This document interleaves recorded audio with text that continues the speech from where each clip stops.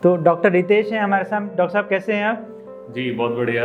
Doctor साहब ने 1 से 1.5 साल पहले करीब ट्रांसप्लांट कराया है और करीब 5000 ग्राफ्ट्स अपन ने उस टाइम किए थे। जी। अब 5000 ग्राफ्ट्स करने के बाद भी डोनर ख़राब नहीं हो जाता है, ये चीज़ बहुत इंपॉर्टेंट है।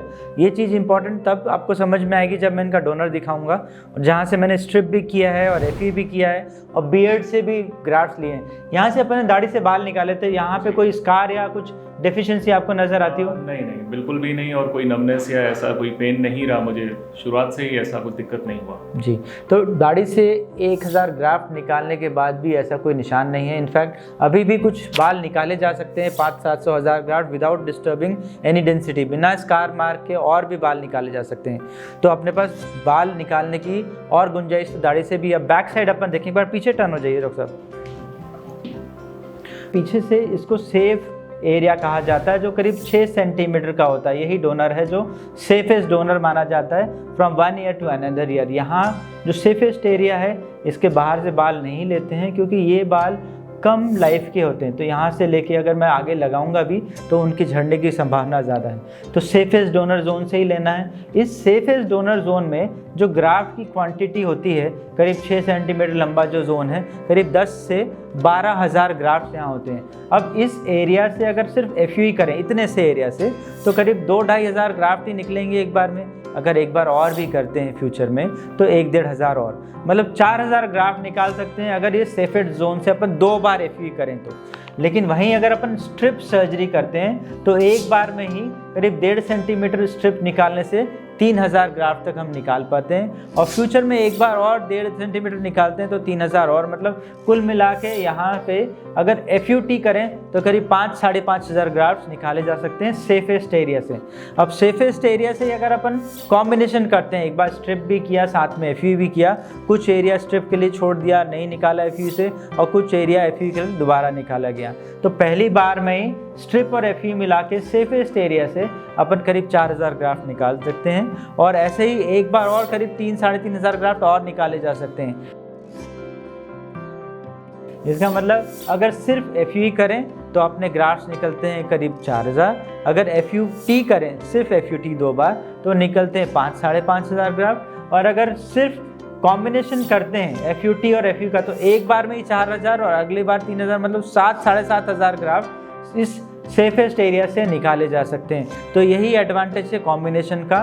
कॉम्बिनेशन जैसे मैंने एक बार पहले किया हुआ है इनका, तो अगर आप देखेंगे तो स्ट्रिप और एफयू करने के बाद भी कोई ऐसी डेंसिटी कम हुई नहीं है। और ये लैक्सिसिटी जो बोलते हैं, पीछे की लैक्सिसिटी, ये भी बहुत अच्छी है। अभी दोबारा भी स्ट्रिप किया जा सकता है। ट्राइकोफाइटिक क्लोजर किया है, इसलिए कोई स्कार भी खास नहीं दिख रहा है। आइए डॉक्टर।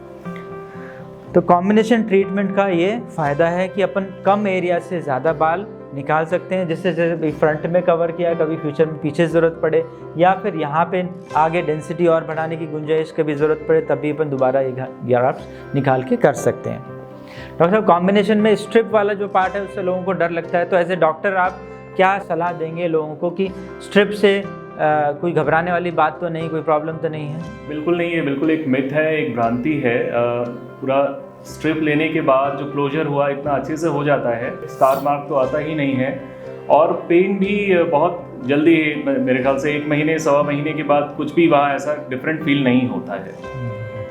तो अल्टीमेटली स्ट्रिप से डरने वाली बात नहीं है जिससे लोग डरते हैं। बिल्कुल नहीं, और उसके बाद अच्छे से ग्राफ्ट निकल रहे हैं, अपने यूज़ में हो रहे हैं, तो वो अच्छी चीज़। क्योंकि स्ट्रिप भी ऐसी टेक्निक है जिससे ज़्यादा ग्राफ्ट्स अपन निकाल पाते हैं, क्योंकि डोनर ज़्यादातर लिमिटेड रहता है, और अपन ज़्यादा ग्राफ्ट्स निकालें तो स्ट्रिप के साथ एफयू कंबाइन करें और ज़्यादा ग्राफ्ट्स निकालें, क्योंकि ज़्यादा ग्राफ्ट निकालना लाइफ टाइम में, ज़्यादा से ज़्यादा ग्राफ्ट उसी एरिया से निकालना ही बहुत इंपॉर्टेंट प्रिंसिपल है हेयर ट्रांसप्लांट का, जिससे डेंसिटी भी ज़्यादा आए और फ्यूचर में एरिया भी ज़्यादा कवर हो। जी, तो कॉम्बिनेशन ही की है। अगर स्ट्रिप और एफयू और बियर्ड सब यूज़ करें तो बड़े से बड़ा एरिया भी कवर होता है, और मल्टीपल सेशन में तो डेंसिटी भी अच्छी हर जगह आ जाती है।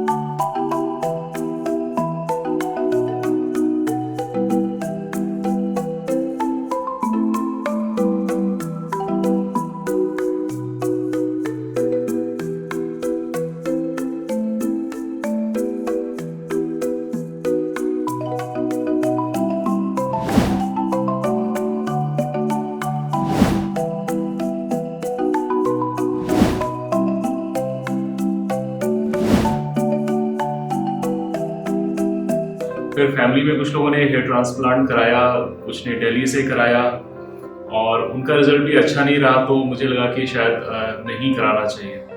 बट फिर मैं नेट पे सर्च कर रहा था, डॉक्टर सुनीत सोनी के बारे में मुझे पता लगा।